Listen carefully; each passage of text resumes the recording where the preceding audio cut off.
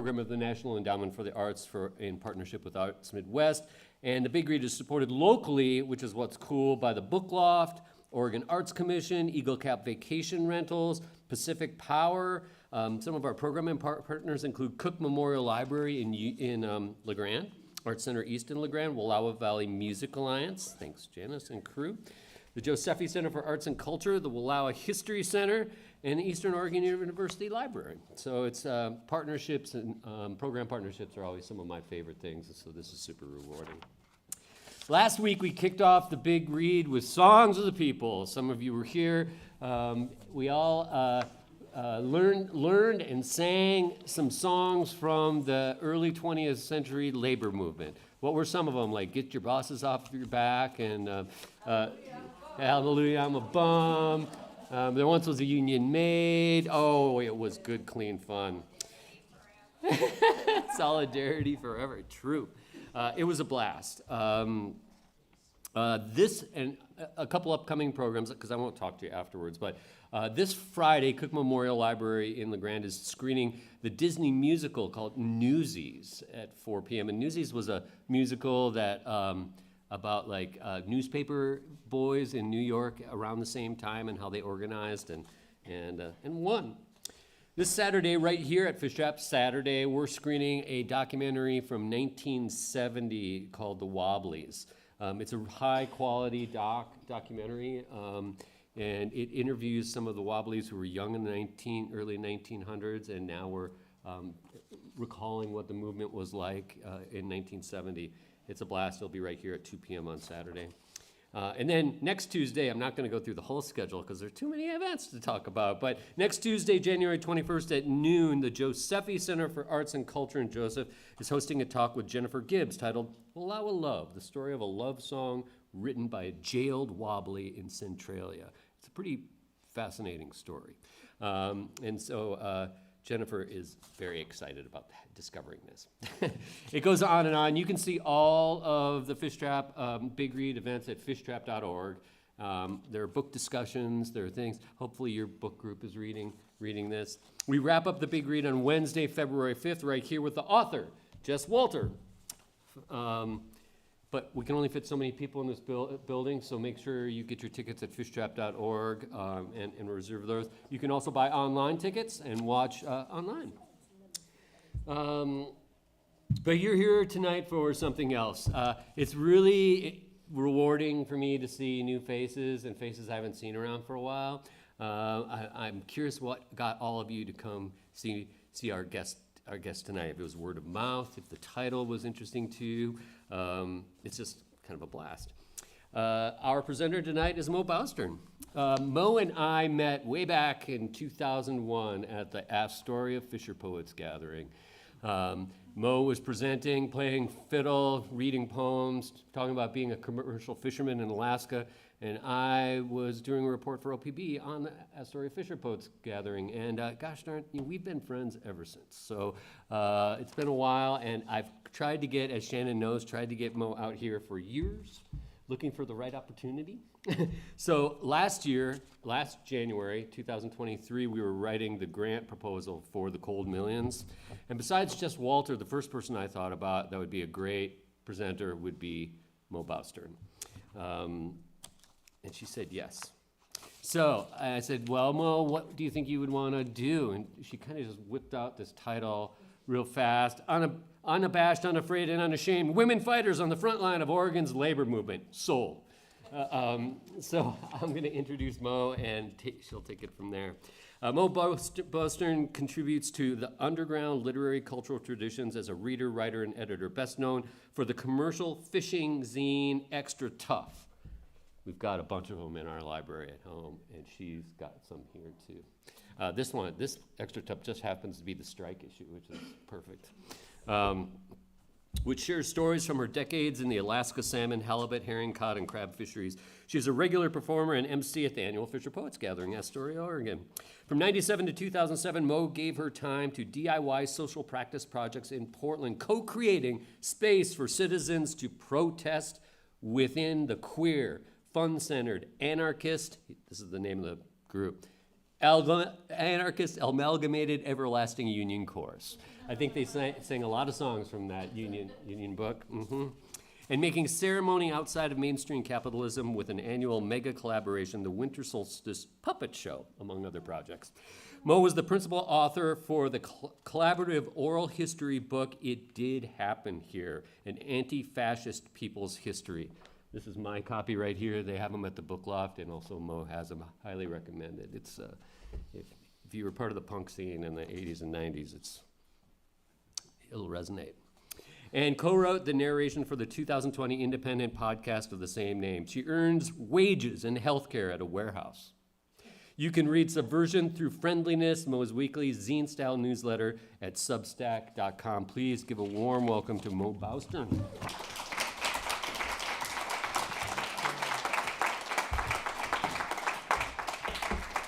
Thank you so much.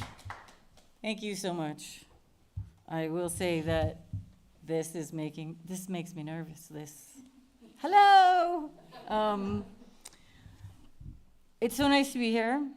When Mike was telling you about Dump the Bosses Off Your Backs and the other songs, I just want to tell you, if you've ever been to a protest, how many people here have been to a protest? Boring. So boring. So boring. So we started the chorus so that we would have something to do, and we made little songbooks, and we handed them out. And so anybody that showed up, we would hand them a copy and say, you can sing with us. And our motto was, we were the chorus that's more fun to be in than to listen to. And there was a time where we performed Dump the Bosses Off Your Back, where people in a front line were singing, and then they were held around the waist by people behind them who would squeeze them at times that nobody knew would happen. And I recommend it.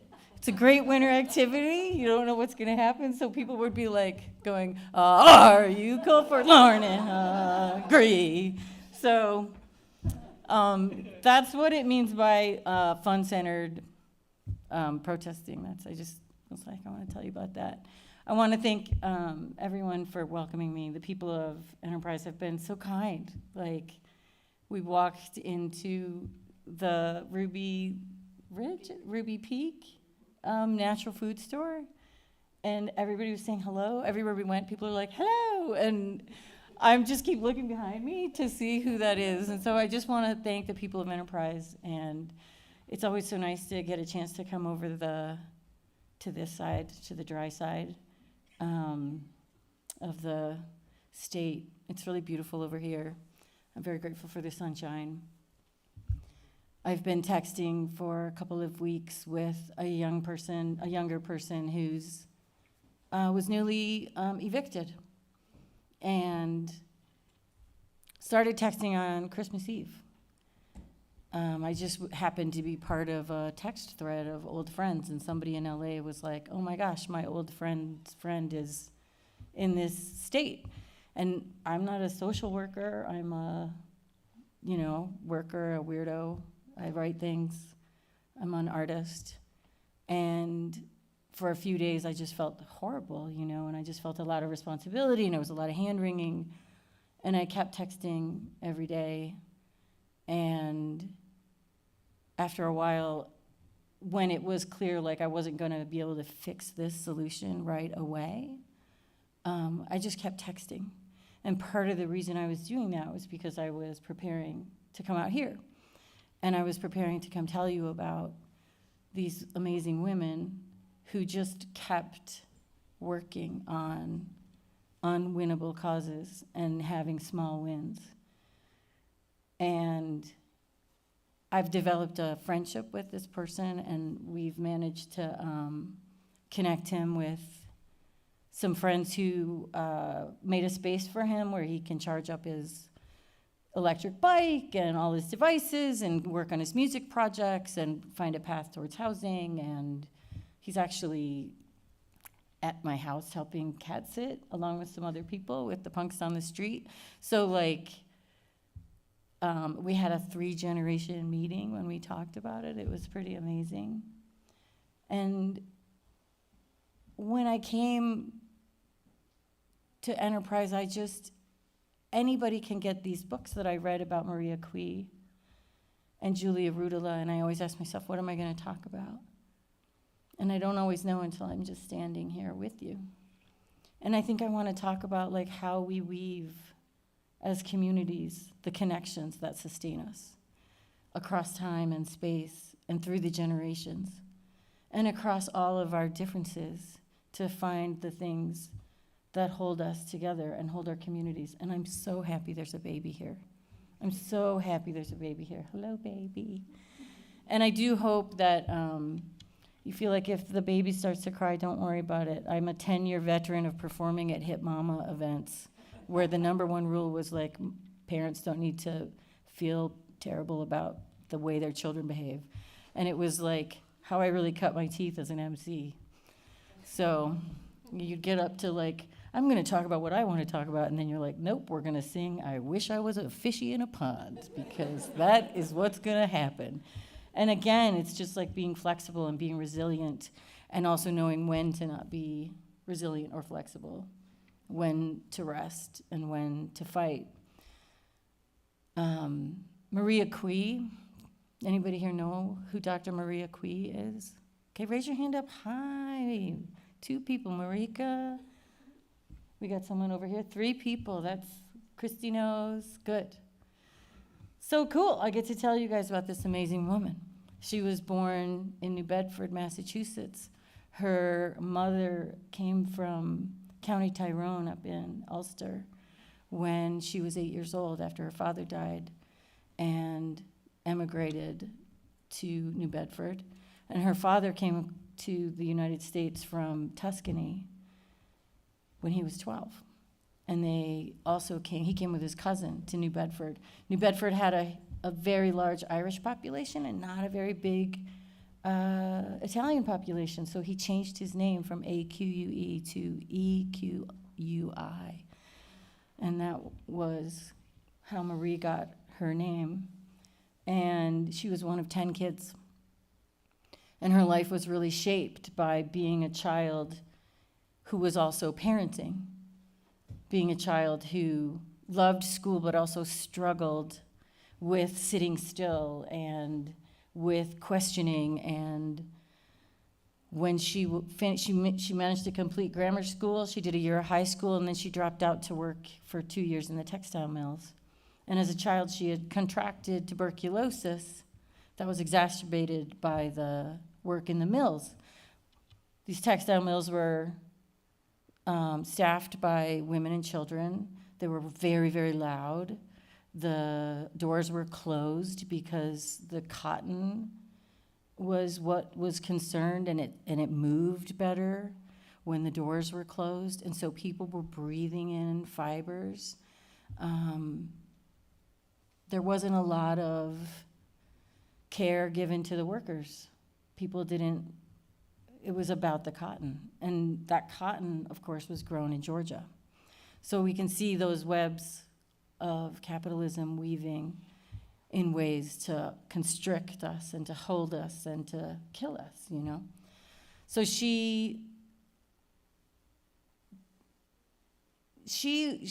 knew, it's pretty clear that she knew from a young age that she was gay, and it wasn't something that was ever really acknowledged or talked about.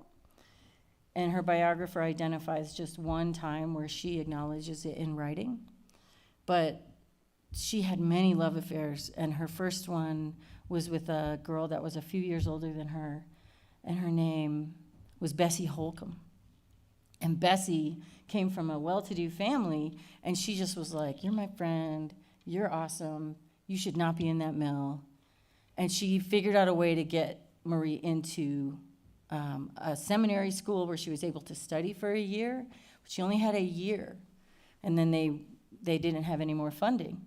Meanwhile, Bessie came out to the Dalles and was homesteading. She just was like, oh, I want to do that. Went to Wellesley, you know, did the Wellesley thing, probably dated lots of women in Wellesley secretly or openly. There were a lot of teachers that were known to be gay at Wellesley.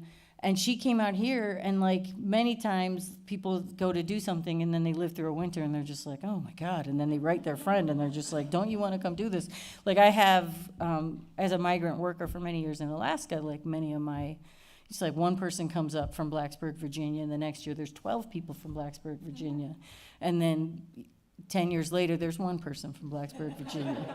Because people are just like, I can make more money at the cafe. And the one person is like, I just like weird people and living on boats. So Marie Equi came out, and it was big news back then. She made the paper. That's the first time she made the paper, 1892, which was before this building was built, I learned from Mike.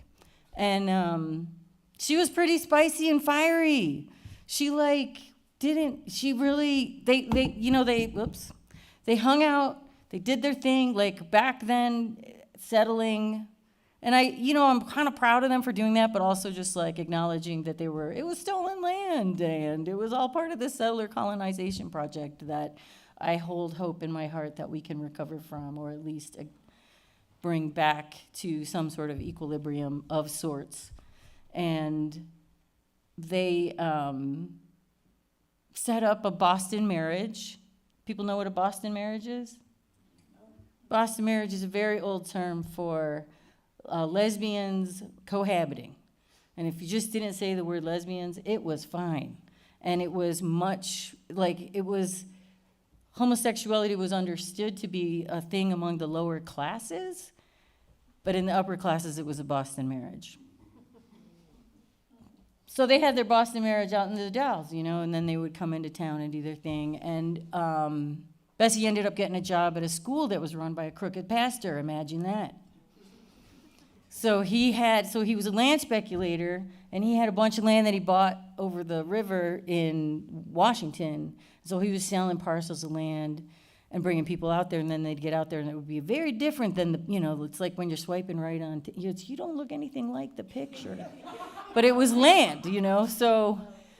and people knew that, but then across the river, they didn't have internet, they didn't have it, so like nobody, you could do that and then come over and preach about God and be moral and righteous. But he was running this school, and Bessie was teaching at it, and he had promised her $100 in pay. And then there was, you can look up the dates. There was a big recession. It was like, 1893, the Great Panic of 1893. 200 banks failed. And so he didn't pay Bessie, and he didn't pay her, and he didn't pay her, and they needed money to live on. So in July, Bessie and Marie Equi, Marie's 20, grabbed a bullwhip and went down and besieged him at his offices. And he looks outside, and he just sees them out there with the whip. And they stayed out there all day and he tried to sneak out a back door, and they ran after him. And I don't know how well she was accustomed to whipping people, because she kind of went after him and hit him with it. But by then there had been a little bit of a crowd gathered, and people did not like this man, so people held him while she just was battering him with the whip. And I actually can't remember if she got paid or not, but it paid off, because what happened from there, and this is like the era of the new woman, and they were real heroes for this. The mayor of the town, in the middle of all this, sees Marie, and she's just like, why don't you just come with me? And the mayor's wife, and she walks Marie around the corner and takes her to her house for tea. Marie eventually did have some sort of like civil disobedience charges that were completely dropped, but she started this friendship with the mayor's wife, Mrs. Reinhardt, and Marie really always was attracted to people that were somewhat of the bourgeois class, even as she always fought for the workers. And when Mrs. Reinhardt's husband unexpectedly died, she was like, I'm going to go be a doctor. And she went out to Portland and went to medical school. And Marie was like, oh, you can do that? And so then Marie and Bessie moved to San Francisco a few years after that. And Marie went to medical school. And she graduated a few years after that as one of the first 60 women doctors of Oregon. She started in San Francisco, finished her education in Oregon, then she's a doctor. And then for many years she's always worked as a doctor. It's amazing when you read her life story. She did this, and she did that, and she did this, and the whole time she's seeing patients. And she was able to do that because back then the healthcare system was like, you're a doctor, you get to see the patients you want to, you get to see them for as long as you want to, and you have these family relationships with the people in your life, and you can choose to do things with your life, and you won't lose your job because you're speaking out or you're doing anything. She always had her practice.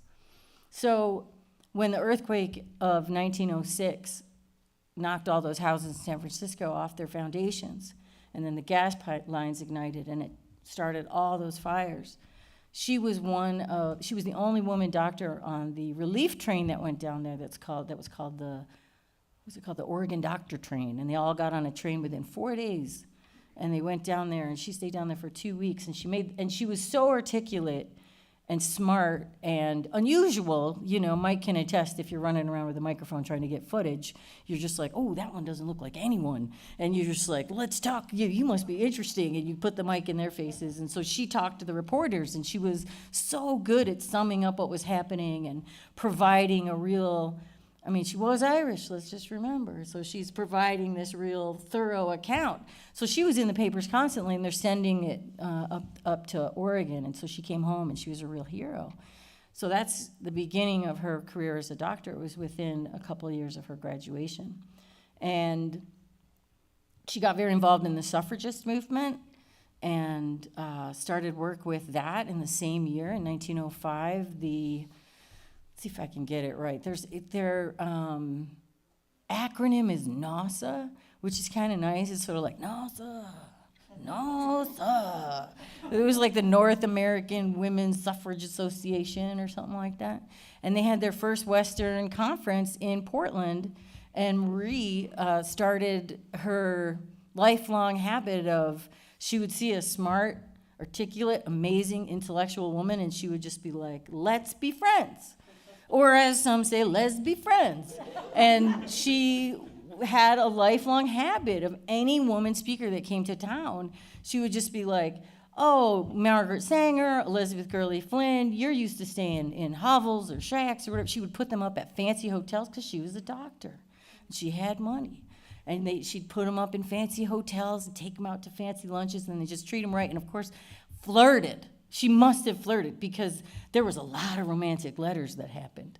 Now, we don't have a lot of, most of the information we have about Marie Equi, we have through letters that she exchanged with people because she was so busy taking care of people that she did not write down her life story. She was a doctor. She was an activist. She was a suffragist. She was a champion of the worker. She was not a writer. And one of the reasons why we know so much about her is because federal agents followed her around and wrote down everything she did around World War I, which she opposed. And so we have records. She said this, she went here, she did that, she talked to this person. So, it's like the upside of the surveillance state. You're leaving a legacy for your family. The reason that she's doing the suffragist thing, and one of the saddest things about it is there was a fight within the suffragists. The only time she ever tried to sue somebody was another woman for talking trash about her. So it's just things don't really change, do they, right? It's like the deepest cuts are from the people that you're fighting alongside of, and so how do we move past that? I just want to see how long I've been talking because we got to get to Julia, too. Oh, my God, it's already been 18 minutes. We better wrap this up. So Marie's out. There was a Packers strike. There was a bunch of women who were sorting cherries, and they only got paid for the cherries that weren't rotten. And they were getting all these loads of cherries that were rotten, and they were having to sort and de-stem all these cherries. And so you'd go through crates and crates of them, and you'd have this many cherries that were enough to sell, but you only got paid for those, and you'd be working all day long. And so these women finally got fed up, and they went on strike, and it was a big strike, and people were really angry and upset and in the streets and the police, and Marie was walking by, and they were doing the thing with that the Wobblies do, where they get on the soapbox and they're making a speech, and they had a Wobbly make a speech and he gets arrested. They had another Wobbly make a speech, gets arrested. Then Agnes O'Connor, who was a pregnant Indigenous woman, gets on the soapbox and the police hauled her off. Now Marie she specialized in OBGYN and women and children's health. And when she sees this pregnant woman getting hauled off there, she lost her mind. And she started attacking the police. And she said later on so she became very radicalized, and she continued to help with the strike. And she even said, I have a hat pin, it has a virus on it, and it will kill you. And if you come near me, I will stick you with this pin. And she did. She stuck a cop with the hat pin. No virus was on it, but she was taken to jail, she was beaten, she was tortured for over 3 hours. She said her womanhood was revolted. I don't know what that means. Use your imagination. Don't go too far in. She suffered PTSD from that, and it radicalized her entirely, and she came out of that experience an anarchist. And she had been a proud progressive, and she was an anarchist from then on, and the Wobblies defended her, and anytime a Wobbly was sick, she went down, she took care of him, she took care of his family, she gave abortions to any Wobbly or worker who needed them. These people are living on, like 30, 40 cents a week, and they can't afford another child. And so she's taking care of people like that. And I did want to say that I'm going to be talking about people getting beat up. I'm going to be talking about terminating pregnancies. I'm going to be talking about reproductive rights. So there's other difficulties that we're going to talk about, and Naomi's going to pass these cookies around to remind you guys of the sweetness of life, so that even as we talk about these challenges, you can take a little bite and remember the sweetness that we have. And she's going to hand it to the back person, and then you're going to pass it. So we're just going to pass this sweetness around, because we all hold that. So she was convicted in 1919 under the Sedition Act, after the Sedition Act was passed by Woodrow Wilson, who was elected on a campaign of peace, and then became the most repressive president and repressed free speech more than almost anyone. And the Sedition Act made it illegal to speak about not going to war, not like that war is bad, or that people should have better working conditions, especially in factories with war. So the act was passed, and within a couple of days, there was a sweep of over 166 activists, and Marie was one of them. And she fought for 5 years, or she fought for a few years. They waited till the end of the war. She ended up going, her case went all the way to the Supreme Court, and the atmosphere was so toxic that she was one of many people sent to prison, and she went to San Quentin for a year. And at that point, she had a woman, Harriet Speckhart was someone she had been partnered with for many, many years. They had a child together. They legally adopted, a lesbian couple, legally adopted a child before 1920. And Harriet was living with the little girl, Mary Jr., they called her. And Mary Jr. and her mom wrote to Marie every day while she was in prison. And right before she got out, she got really, really sick in her lungs, and her illness affected her the rest of her life. And she could only practice medicine for a few more years, and she had to retire completely from politics. And Elizabeth Gurley Flynn, who had befriended her, came and took care of her for several years. Well, actually, it was the other way around.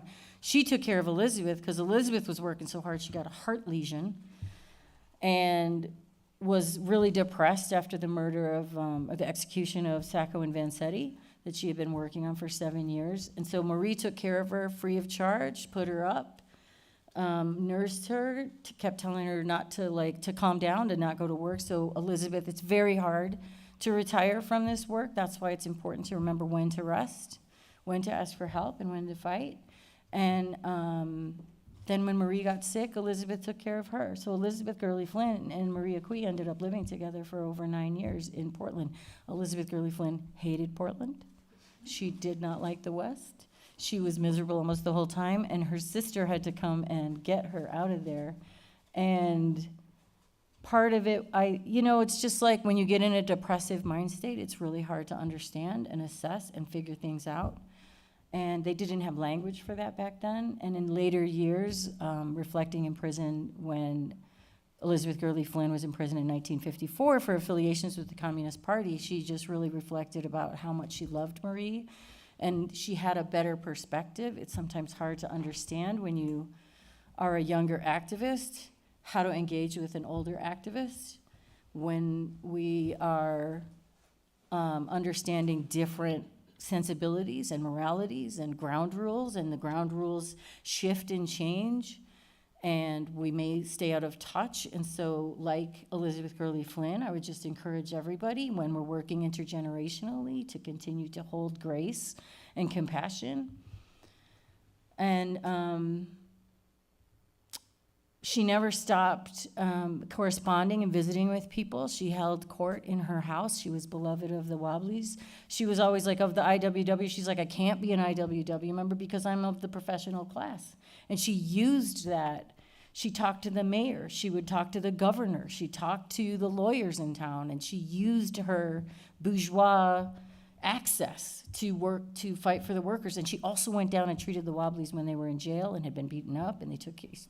She really believed in all that. Her daughter ended up eloping with a Republican. She was furious. But she still gave them really nice wedding presents and made sure they had money to put their kids through school. So that's Marie Equi. And I'm going to talk for a little bit about Julia Ruuttila, who was born 35 years after Marie Equi. Julia Ruuttila was born in Eugene, and she had a wild life. She was a little Spitfire also. She was homeschooled. Her dad was an anarchist in the IWW when she was young. He was a logger. So he didn't have a craft union to be in. He didn't have a trade union. She was very involved in organizing.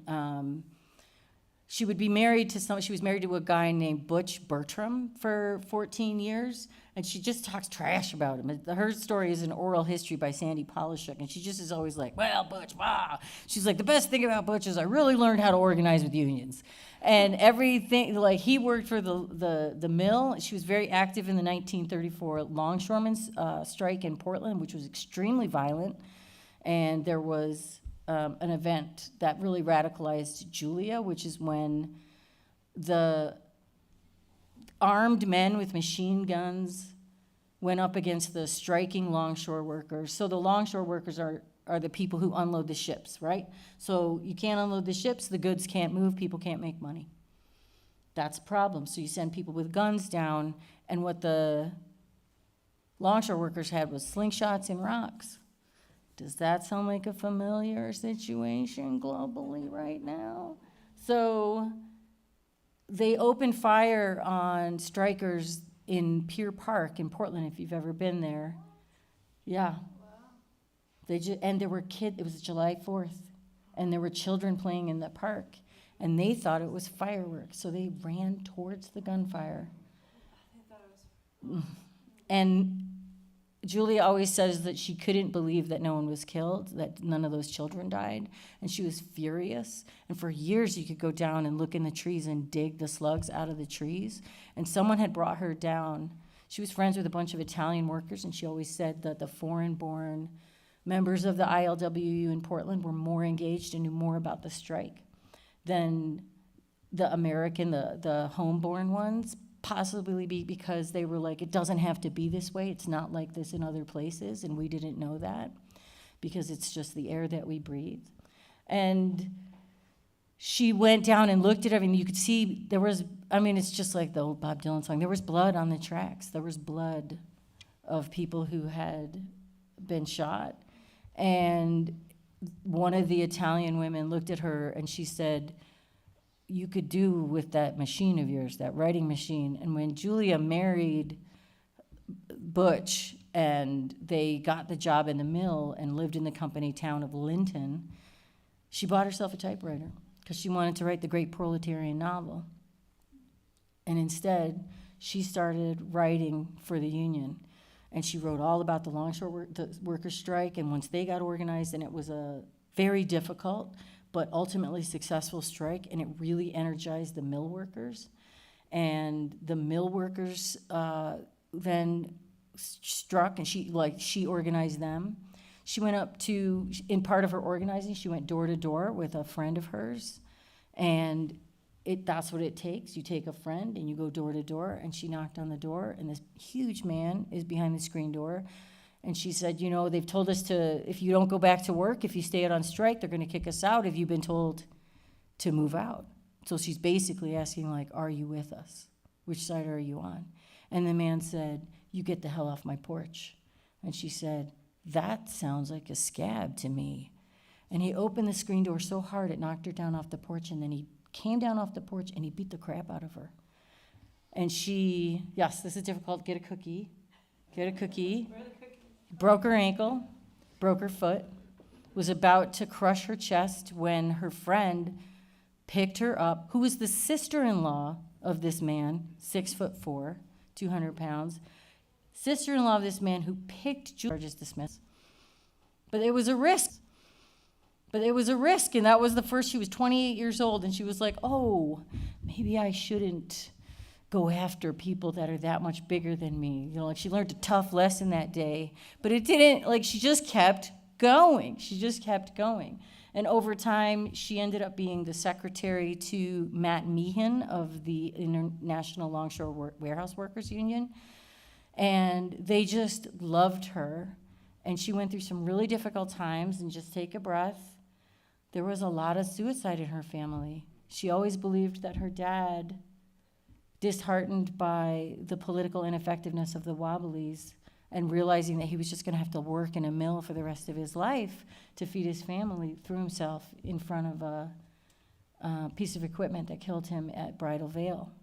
Her brother disagrees, but that's what Julia really always thought. And in 1948, she also tried to die using a gun in her room.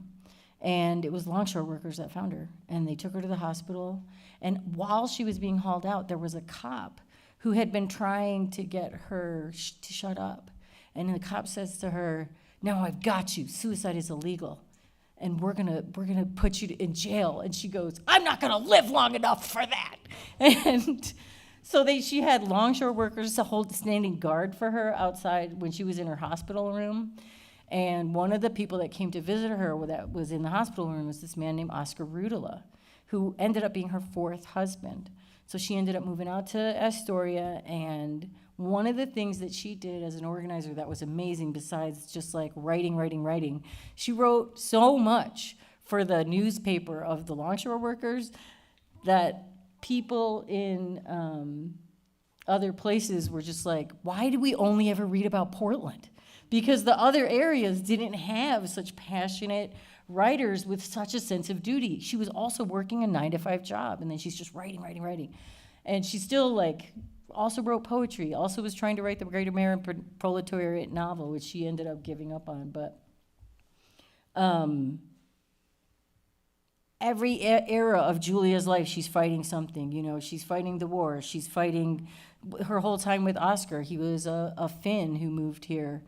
At the time, different Finns moved to Astoria. There was a lot of organizing out there. There was a lot of very proud communists. And then there was a lot of red baiting. So her years with Oscar she married him in 1951. So McCarthy is chasing all the Reds, and she just spent her whole life trying to fight to get him to get the card that he needed to be able to get jobs. And it was all political, and none of it mattered. They knew somebody that wasn't clean enough, politically, to work at the flour mill, but got a job at the ammo factory. So she could tell, it didn't matter, you know. And she was with Oscar for many years, and he died and left her a widow. She moved back to Portland and became, she finished working with the ILWU, but she in the mills, in the ILWU, and out in Astoria, she organized ladies' auxiliaries, which just sounds, anybody ever been in a ladies' auxiliary? Okay. Yeah. Whoop-de-doo, right? So she resigned. So this could be something that you would resign from, but what Julia did was completely different. She could look at the situation of people striking and go like, if the men are on strike and the women don't have any food to feed, they're going to harass their men into going to work. So you organize the women. And they had things that at first they called mooching committees and then later leeching committees. Anybody know what those are? It's like when you go around and you ask Whole Foods for donations, or you ask the Natural Food Store or Harvest Market or whatever for donations for food and clothing. So they would have free stores, and they would have food, and they would organize all that, and they would make sure the kids were taken care of, and they would make sure everybody was okay, so that the men could keep striking and could keep striking, and they would go out and ask for money. And it was a very powerful tool, even though it was also, and it operated in stealth because the establishment just thought of it as the ladies' auxiliary, but they were really the backbone of the strike. And so I just want you to remember that. If you think you're not doing anything, just keep texting, just keep reaching out. Just keep weaving those threads and remembering, like, to hold both these difficult stories and the sweetness of life. These women cared for people both on the idea of the worker and also in their personal lives. Maria Equi took care of all those women that came to town. She took care of Elizabeth Gurley Brown. She raised her daughter after Harriet died. And she took care, she traveled all the time. She went back to New Bedford and took care of her mother as her mother was dying. And Julia took care of all those husbands, took care of all those people. She had 4 husbands. She lied about one of them. Oh, and I want to just say one more important thing about Julia. She was a liar. If you read her oral history, Sandy Polishuk is like, let me just say, when you get an oral history from someone, sometimes you recognize that everyone's a hero of their own story. So the story isn't always the same. And as somebody that participated in an oral history project about fighting racial terror in Portland, Oregon from 1988 to 1998, and it wasn't just in the punk scene, the stories don't always match up. But they have an emotional resonance that holds truth. And Julia used to say that she was black. And she said she was Jewish. And extensive independent research into her history proves that that is incorrect. But that's what she said. And this is what I think happened as somebody who just has no idea. But I'm just like, why would that happen? And it was because she was around so much racism, and she was really radically transformed after the flood of Vanport in 1948, and Julia began seeing. Initially, the black population in Portland was very small, it kept to itself. There was real Jim Crow action down in Portland, and so they were very, very insular as she experienced her black fellow Portlanders. But then after Vanport and after everybody moved up in the Great Migration to work in the shipyards, and then how badly people were treated after the flood, she became aware of that. And when she was around racism, she would confront it by saying, oh, you want to talk about those people? Well, you're talking to one. And that was how she managed to navigate that difficult conversation that white people still struggle with. We have no idea how to talk about that stuff.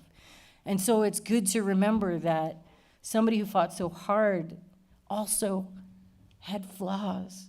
And so when you encounter that in someone that you're trying to organize with, and you're just like, well, they're a liar, don't start with that.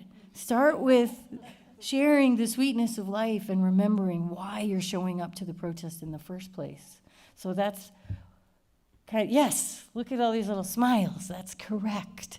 Because we all want to be seen, and we all want to be taken seriously, and we all want our hearts to shine. And when we only are dealing with our own experiences, it's good to remember how to connect with other peoples. And one of those ways is by learning the stories of these incredible women. And by telling them, if you're just like, well, I'm not very important, I didn't do that. Well, go write somebody else's story. Go interview someone else, like these women's stories have been almost lost to us. So I have been talking for a long time now, and Mike said 20 to 30 minutes, and I think it's not that. It's 39. So I'm going to welcome you to have a Q&A, and there's I did get an English degree, and I did study journalism for 2 years, and so I do know how to identify a question.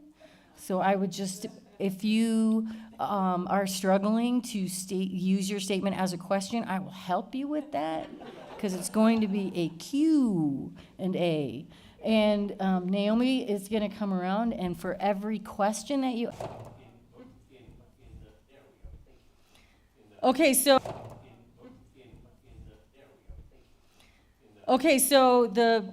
a lot of what I learned about Maria Equi is from this beautiful biography by Michael Hellquist called Maria Equi, Radical Politics and Outlaw Passions. I mean, she was very passionate. I think she was very attractive. I think she was very persuasive. Margaret Sanger had a thing with her. She would write her notes and just be like, I remember everything about our time together. Everything. Pretty good. Julia Ruuttila's Oral History by Sandy Polishek is called Stickin' to the Union, an oral history of the life and times of Julia Ruuttila. And I just bought these not on Amazon. I bought them at Abe Books, I think. And they were pretty inexpensive, used. They're both from libraries. So have some photos, that kind of stuff. Also, there's a bar in Portland called Doc Marie's you can visit. OPB also did a nice... Oh, yeah. On Julia? No, on Marie. On Marie, yeah. There's a 2-minute thing in the longshore workers strike that OPB did. So, yeah, OPB, or Oregon Public Broadcasting. And what is Mike's protection? You got to pick a card, Mike. It's not like that. Have some trust. Okay, so there are Hypatia. So Hypatia was the first female philosopher, lived in Alexandria, Egypt, that we know her life, a lot of her life, ancient philosopher and an excellent teacher. So she's showing up as your protector and guide. Anybody else? You can ask a question just to get a protection. Yes? Let's get your protection.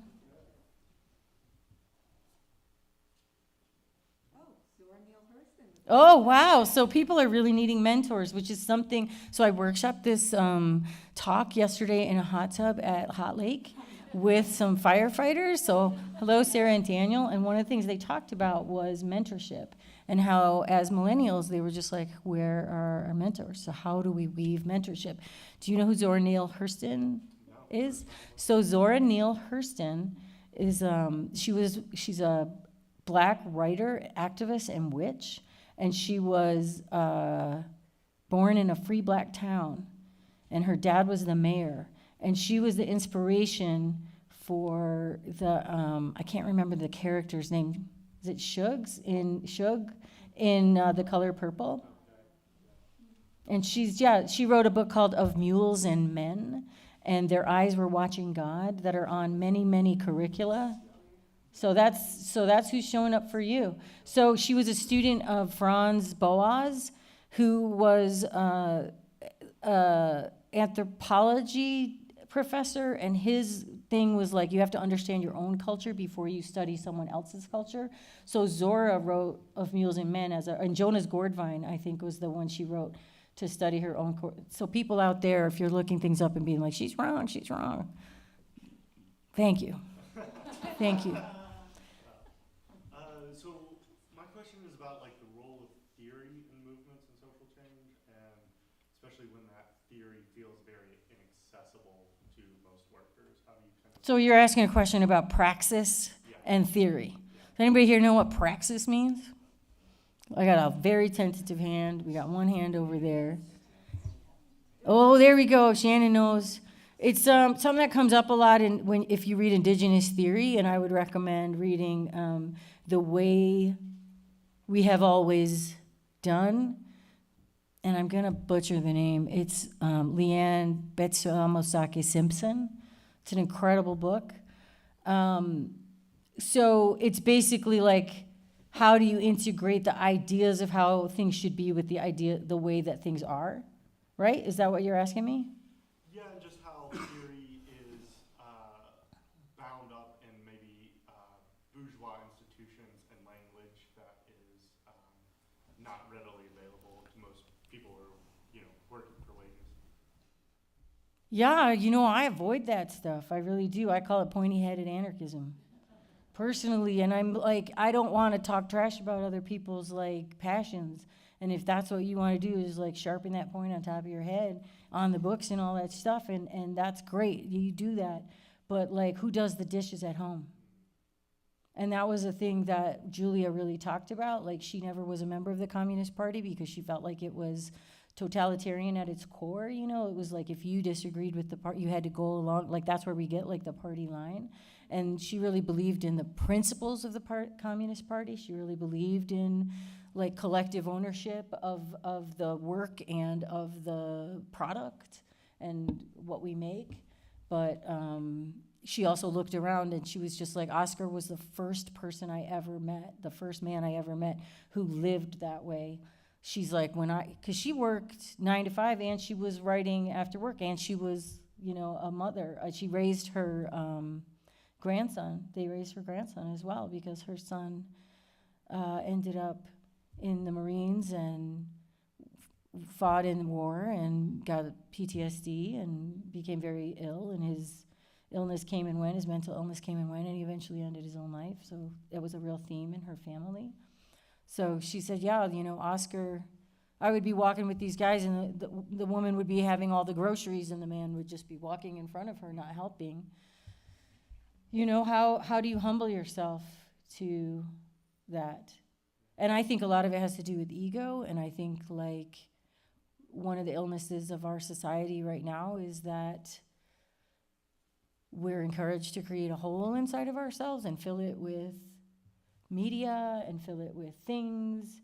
And you buy something online and you get a little tingle for 15 minutes and then it comes in the mail and it's like 20 minutes later you're like, I still have the hole, And so Leanne Simpson's book talks about, like, she has this short story that she wrote, that she's a Unashamed writer and and teacher and theorist, and an activist, and she wrote this amazing story about how these tribal members in Canada were granted the right to sugar maple in their indigenous lands, but it's a suburban tract. And you're just with these two women who are going along like sugar mapling and like cutting through all these cul-de-sacs and having this conversation and sort of like they're talking about like, well, how do we praxis in this post-colonial era? And that's a great question. And I would say like find your internal compass. And I would start with reading Zora Neale Hurston because she has showed up for you tonight. Yeah. Yes. You're going to get your protection.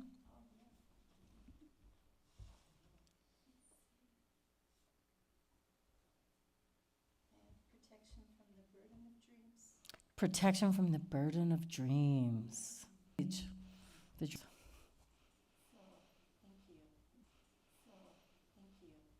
My question is, so these are women that I didn't really know much about, Mm-hmm. and they're Northwest, West Coast people. Bye. Who are their Thanks for coming.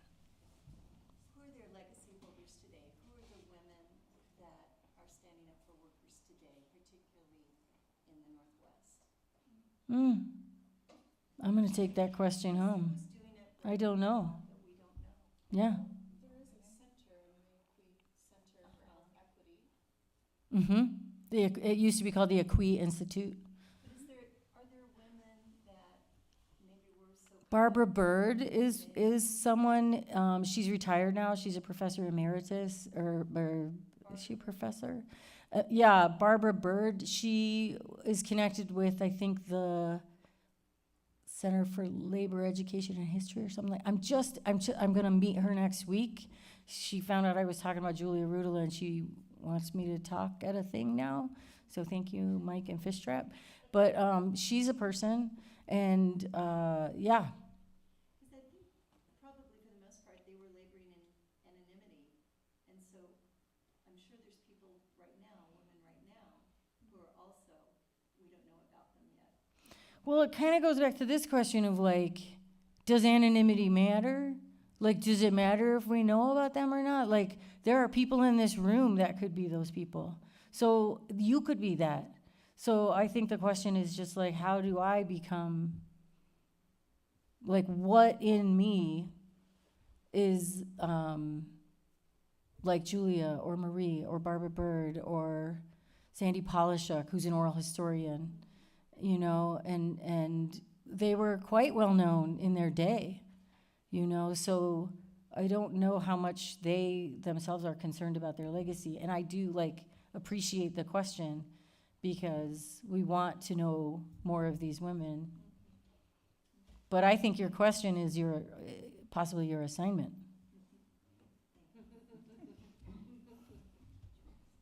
Are we done? Well, I think you should hang out over there. Okay. I do have a lot of things to sell, and they aren't that expensive, and I have a large water bill.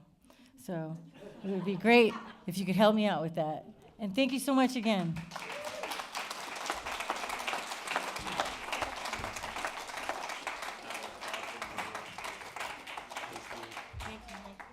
Thanks. My dream has come true. Moe Bowstern came to Fishtrap.